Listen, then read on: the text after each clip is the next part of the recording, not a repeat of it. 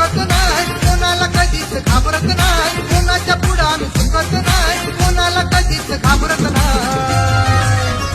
आम्ही हो आदिवासी, हो जातीनं आदिवासी, आम्ही हो आदिवासी,